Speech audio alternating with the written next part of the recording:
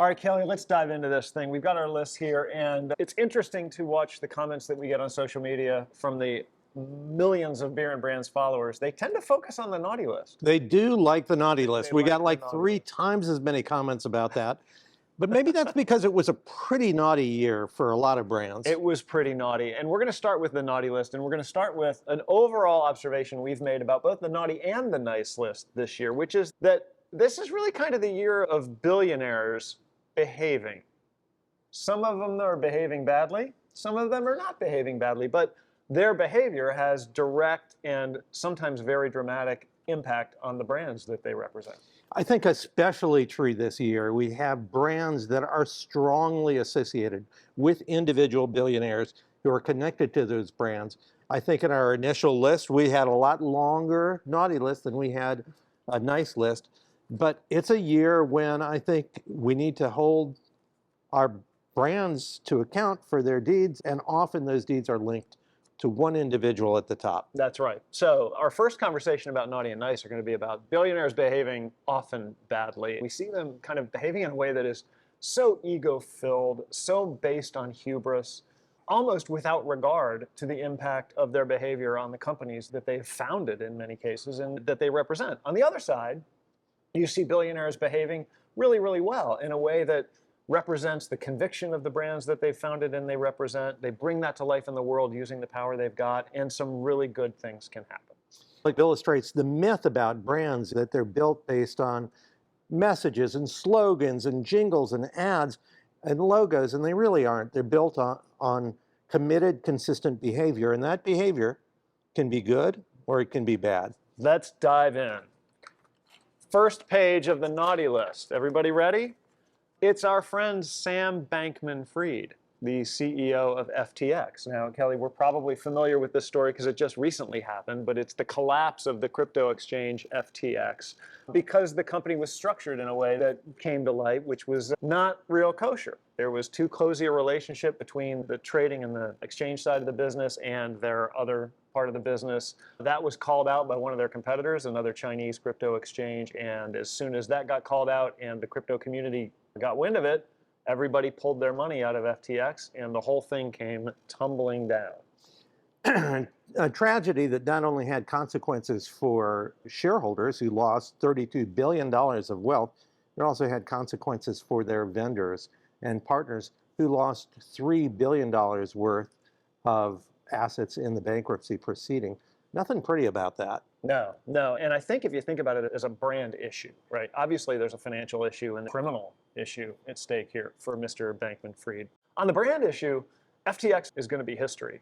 But it had ripple effects on the brand of cryptocurrency, which was set up in the world as kind of the next wave of digital-based and community-based revolution. And those impacts are not small, right? So if you have a brand new piece of currency that has been one of the most hotly traded commodities on the market over the last 5 years, when you watch what happened to crypto as a result of what happened to FTX, you have a commodity that was trading upwards of $70,000 for a Bitcoin that fell today trading about 16 and a half. So there's a domino effect Oh to my this. God, massive domino effect. So the brand of cryptocurrency has taken a gigantic hit from this. Congratulations, Sam. You not only took out your own brand, FTX, but you took out a bunch of other brands with you.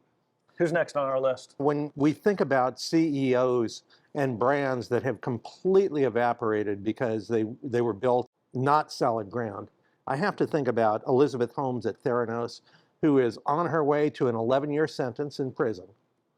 A very talented and intelligent person who just had a problem with the truth.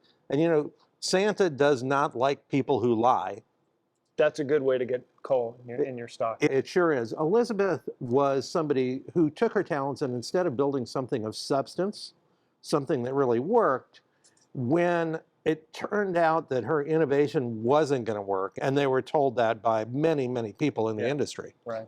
She just kept lying about it, faking it, and in some cases going to extraordinary lengths to pretend to test the product successfully, when at no point did it ever really work. Yeah, it gets to that phrase that is advertising and brands are built on truth well told.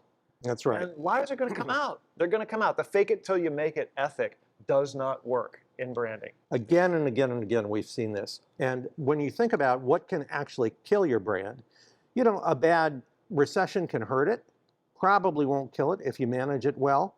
A product that isn't as good as you'd like will hurt it, probably won't kill it. Bad customer service will hurt it, probably won't kill it. But when you deceive the customers that you're serving, that can kill your brand. And in this case, it can put you in jail. So what list would be complete of billionaires behaving badly without our favorite bad behaving billionaire? You knew it was coming. Say it with me. Elon Musk. So Musk, the chief twit of Twitter, the aptly named chief twit of Twitter, is going to get a boulder-sized lump of coal in his giant gilded stocking this year because the numbers associated with the disaster show that has become Elon Musk are just staggering, right? So this is the world's richest man, and he bought Twitter for $45 billion or $44 billion, something like that. Extraordinary. And has just gone about systematically and bizarrely destroying the value of that company, right?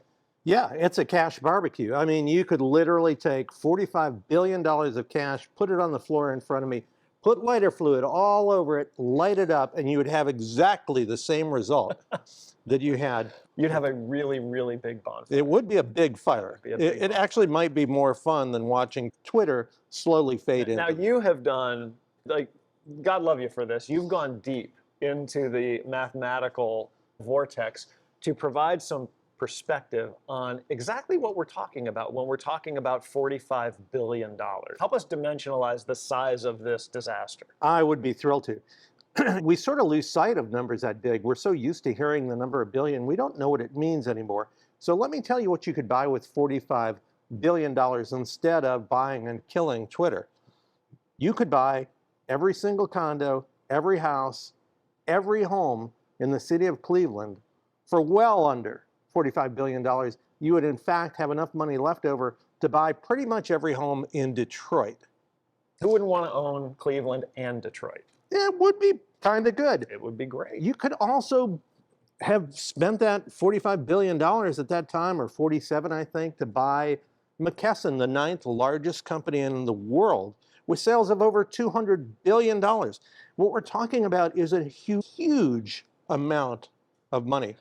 Amazing that one person can have that kind of effect. And, you know, we talked about the domino effect. It is in play also for Elon Musk, because it's not just that Twitter is slowly and quite weirdly dying, but Elon Musk, who has a core base of purchasers of Tesla cars that leans progressive, tweeted out on Twitter that everyone should vote Republican. He's tweeted out conspiracy theories related to elections, related to Nancy Pelosi's husband, who was attacked in an unfortunate incident. And what he is doing is jeopardizing his customer base at a much bigger and more valuable brand, Tesla. And the results are not surprising. Tesla has lost over half of its value this year. That's not $45 billion. That's over $500 billion. Could you buy with that? Oh, forget about cities. You could buy every single home in the entire state of Indiana for that. Everything.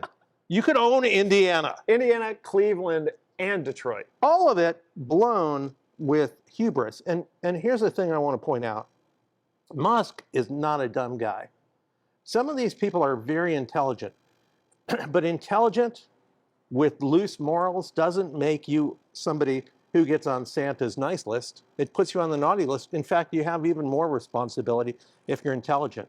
Musk built one of the greatest brands in automotive history with Tesla. He's putting it all in jeopardy now. And all I can wish for is that sometime this season, 3 ghosts visit Elon Musk's home in sequence, and that he realizes that he can still turn around. It's not too late, Elon. You can fix this. You can build great products that serve people well. And that's what great brands are all about. What's amazing to me when you think about Elon Musk is that he actually has already done the hard part. He did the hard part, the part that nobody in his generation or probably many previous generations had ever done, right? He built SpaceX. And then he turned around and he built Tesla. And he's built all these companies and he's creating these solar powered roof shingles, doing unbelievable work. It really And he's is. going to burn it all down by just being an idiot.